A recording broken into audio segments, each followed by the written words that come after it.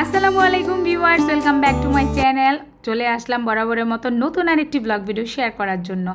আজও আমি আপনাদের সাথে সন্ধ্যা থেকে হাজির হয়ে গিয়েছি। আমরা কি শুধু সকালবেলা থেকেই কাজ করি? না, গৃহবধূদের কিন্তু ছুটি নেই। আমরা যারা মা, আমাদের কিন্তু ছুটি নেই। আমাদের কিন্তু সারাদিনে কাজ করতে হয় টুকটুক করে। হয়তো এর ফাঁকে একটু রেস্ট নিতে হয়। আর ইউটিউবে যারা চাকরি নিয়ে নিয়েছি তাদের তো ছুটিই নেই, ছুটি নামের কথাটাই নেই। মাঝে মাঝে ইউটিউবিং করতে করতে বাচ্চাদের খেয়াল রাখাটাও এখন কষ্টসাধ্য হয়ে গিয়েছে। ভিডিও তৈরি করা ছাড়া বাচ্চাদের দেখব কোন সময় বলেন, আবার হচ্ছে মানুষের ভিডিও দেখতে হয়, আমার প্রিয় প্রিয় আপু ভাইয়াদের ভিডিও দেখতে হয়, সাপোর্ট করতে হয়, এলবিতে যুক্ত হতে হয়। আসলে এগুলো করতে করতে বাচ্চাদের জন্য ভালো মন্দ কিংবা তাদের মনের মতো খাবারগুলো তৈরি করাই এখন মাঝে মাঝে টাফ হয়ে যাচ্ছে। যাই হোক, মা বলে কথা, পৃথিবীতে সবচেয়ে শ্রেষ্ঠ নাম হচ্ছে মা। মা যেহেতু হয়েছি, সন্তানের সবচেয়ে ভালোটাই চাইবো, সন্তানের সুখে দুঃখে থাকার চেষ্টা করব, সন্তানের মুখে হাসি ফোটানোটাই চেষ্টা করব। তো আল্লাহ আমাকে 3টা সন্তান দান করেছে। 3টা সন্তান নিয়ে আমি আমার দিন যাপন করছি, অসুস্থ শরীর নিয়ে, তারপরে ইউটিউবিং নিয়ে প্রতিনিয়তই ব্যস্ত থাকি। নিজেকে ব্যস্ত রাখার চেষ্টা করি সকল কিছু আল্লাহ তাআলার জন্য। আলহামদুলিল্লাহ, আল্লাহ আমাকে এত কিছুর ভেতরেও আমাকে সুস্থতা দান করেছে এবং আমাকে ধৈর্য শক্তি দান করেছেন। তো এর জন্য আল্লাহ তাআলাই হচ্ছে সবচেয়ে বড়। তিনি যদি চান আমি এগিয়ে যাই তাহলে যাব, আর যদি না চান তাহলে হবে না। আমার 3টা বাচ্চা, 3 রকমের। প্রথমটা মেয়ে, তারপর 2টো ছেলে। তবে 2টো ছেলে মারামারি করে, তাদের বয়সের ডিফারেন্স কিন্তু 10 বছরের। কেন যে আমার ঘরে এত ঝড় আর ঝাপটা, আমি কখনো ঘূর্ণিঝড় কিংবা হচ্ছে ভূমিকম্প হলে টের পাই না। তার একটা কারণ হচ্ছে 24 ঘন্টায় আমার ঘরে ভূমিকম্প থাকে। আমাকে যদি আমার মা ফোন দিয়ে বলে, এই কিছুক্ষণ আগে ভূমিকম্প হয়েছে, তুই কি টের পাইছিস? আমি বলি, না তো মা। কারণ হচ্ছে আমার ঘরটাই কিন্তু ভূমিকম্পের ঘর। তারা দুজন এত মারামারি করে আর এত দৌড়ঝাঁপ করে, আমি মনে করি যে 24 ঘন্টাই আমার ঘরের মধ্যে ভূমিকম্প হতে থাকে। তো 3টা বাচ্চা নিয়ে কিন্তু সংসার চালানো খুবই টাফ। মেয়েটা ম্যাট্রিক পরীক্ষা দিবে, সে তো আছে পড়ালেখা নিয়ে, তাকে নিয়ে একটা টেনশন মাথায় কাজ করছে। বড় ছেলে 8-এ পড়ে, সে পড়াশোনা করে না, পড়তে বসে না, তাকে সারাদিন বলা লাগে পড়তে বসো পড়তে বসো। আর আমার তৌফিক মনা তো বসেই না, তার মন চাইলে বসে আর মন না চাইলে বসে না, তারপরেও বসানোর চেষ্টা করি মাঝে মাঝে। তো তৌফিককে মজার মজার খাবার দিয়ে আমি খুশি রাখার চেষ্টা করি। ফ্রেঞ্চ ফ্রাইগুলো ভেজে নিচ্ছি, একটু হলুদের গুঁড়া, মরিচের গুঁড়া, জিরার গুঁড়া, লবণ দিয়েছিলাম।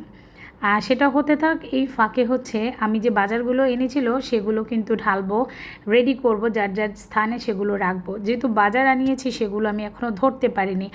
আর চা পাতি, দুধ সবগুলোই কিন্তু মানে শেষ, রিফিল করতে হচ্ছে। তো এখানে আমি চায়ের পটটা নিয়ে নিয়েছি, আর আমি চা পাতির যে খোসাটা সেখান থেকে একটুখানি কেটে নিয়ে ঢেলে নিচ্ছি। সম্পূর্ণটা কিন্তু আমি ঢালি না, অর্ধেক অর্ধেক করে ঢালি। আমার কাছে মনে হয় যে এভাবে চা পাতি কিংবা দুধের গুঁড়া, সাবানের গুঁড়া অল্প অল্প ঢেলে নিলে সেভিংস হয়, মাসে এত তাড়াতাড়ি শেষ হয়ে যায় না। সেই জন্য আমি অর্ধেক অর্ধেক করে ঢেলে নিই, পরবর্তী সময় যেন আবার সেগুলো কাজে লাগাতে পারি। আর দুধের গুঁড়াটা, সেটা আমার বাসায় সবচেয়ে বেশি লাগে। তার কারণ হচ্ছে যখন চায়ের মানে পরিমাপটা বেশি হয় তখন কিন্তু দুধের গুঁড়াটাও বেশি লাগে। যাই হোক, যেহেতু স্যার আসে, তারপরে হচ্ছে আমরা নিজেরাও খাই, আবার আমার ছেলে একটু বেশি চা খায়, সব মিলিয়েই কিন্তু লেগে যায়। একটু চিপিয়ে চাপিয়ে চলার চেষ্টা করি। বর্তমান যে পরিস্থিতি, এই পরিস্থিতিতে এতটা আসলে খুলেও চলা যাচ্ছে না। একটু মনে হয় যে হাতটাকে মুট করে সংসারটাকে চালনা করা উচিত। আর আমরা নারীরাই কিন্তু একটা সংসারটাকে পরিপূর্ণভাবে চালনা করতে পারি, আমাদের হাতের উপর দিয়ে সব। আপনি চাইলে বেশি বেশি করে খাবেন, বেশি বেশি করে জিনিসপত্র তৈরি করবেন, এতে করে কিন্তু বেশি তাড়াতাড়ি সব জিনিস শেষ হয়ে যাবে এবং মনে হচ্ছে যে আবার সেটা কিনে এনে আবার সেটা আবার ব্যবহার করতে হবে, কিংবা খরচটাও একটু বেড়ে যাবে, এই আর কি। তাই যদি একদম নিয়ম মাফিক সুন্দর করে চলা যায় তাহলে মনে হয় সবচেয়ে বেশি বেটার হয়।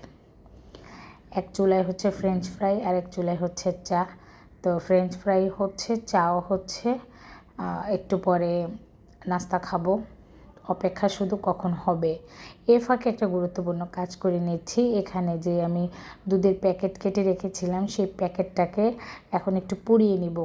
এতে করে হয় কি, যে আমি প্যাকেটটাকে যখন পুড়িয়ে রাখবো ভেতরে বাতাস ঢুকতে পারবে না, আর হচ্ছে কোনো পোকামাকড়ও হবে না, পিঁপড়াও ঢুকতে পারবে না। তো আমি এভাবেই করে কিন্তু সুন্দর করে পুড়িয়ে তারপরে হচ্ছে আবার স্টোর করে রেখে দিই।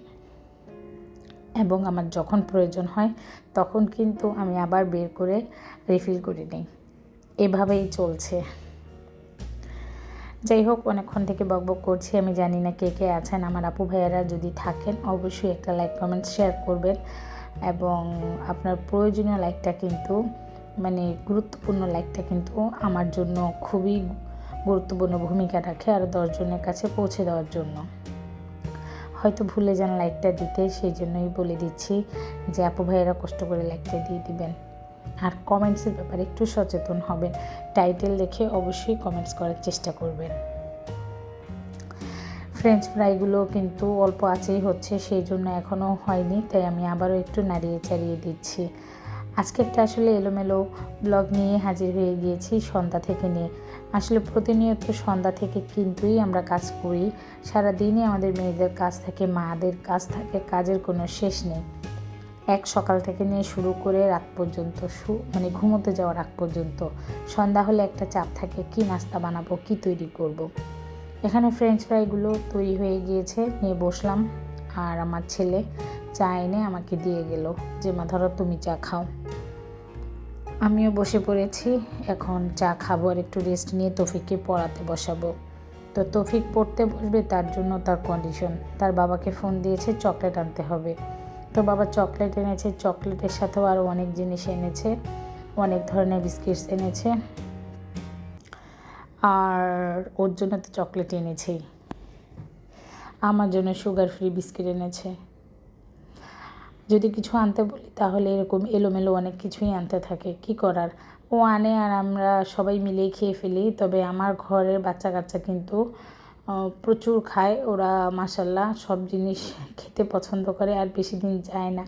তো দেখা গেছে প্রয়োজনের সময়, অনেক সময় মেহমান আসলে খাবারটা সামনে দিতে পারি না, কারণ অনেক সময় দেখা গেছে যে যা যা আনে এর মধ্যেই শেষ হয়ে যায়। আর কাজু বাদাম কাঠবাদাম আনিয়েছিলাম, এটা রোস্ট তৈরি করতে লাগে, তো শেষ হয়ে গিয়েছে, অনেক দিন আনবো করে আনা হচ্ছিল না, তো এক চান্সে এনেই নিলাম। পর্যায়ক্রমে একটা একটা করে ঢেলে নিচ্ছি, স্টোর করে নিব, যাতে করে আমার হাজব্যান্ড সকালে হাঁটতে গেলে তার সামনে পড়ে এবং এক দুটো খেয়ে যেতে পারে। সেই জন্যই আমি নানা ধরনের বিস্কিটগুলো এক এক জারে রেখে রেখে দিচ্ছি। আমার আপু ভাইয়েরা কে কে আছেন এখন পর্যন্ত আমাকে শুনছেন অবশ্যই কমেন্টসে জানাবেন। আপনাদের প্রতি একটা বিশ্বাস এখন তৈরি হয়ে গিয়েছে, আমি জানি সবাই ফুল ওয়াচ করেন, আর যারা করেন না তারা ন্যূনতম ফুল ওয়াচ করে পাশেই থাকবেন, যাতে করে আমার পরবর্তী ভিডিও আপনারা দেখতে পান। টেনে টেনে দেখবেন না, ভিডিওতে ক্ষতি হয়, আপনারও হয় আমারও হয়। আমরা মারা, মেয়েরা কিংবা আমরা নারীরা সংসারের জন্যই কিন্তু সারা জীবন করেই যাচ্ছি, করেই গেলাম, কিন্তু একটু সহানুভূতি, একটু ভালোবাসা হলে কিন্তু আমাদের কাছে খারাপ লাগে না। তাই আমরা আমাদের জায়গা থেকে যখন সবার জন্য করার চেষ্টা করি, আমাদেরও তো তেমন একটা আশা থাকে যে আমাদের জন্য কেউ হয়তো করবে। আজ অনেক কথাই বলে ফেলেছি, যদি কারো খারাপ লেগে থাকে তাহলে অবশ্যই ক্ষমা সৌন্দর্য দৃষ্টিতে দেখবেন এবং আমাকে এগিয়ে যাওয়ার জন্য সহযোগিতা করবেন। আমি আপনাদের পাশে আছি এবং আপনাদের পাশে থেকেই এগিয়ে যাওয়ার প্রচেষ্টা করছি। তো সবাই ভালো থাকবেন, সুস্থ থাকবেন, আপনাদের সুস্থতা কামনা করে আজ এখানে বিদায় নিচ্ছি। সবাই আমার জন্য দোয়া করবেন। আল্লাহ হাফিজ।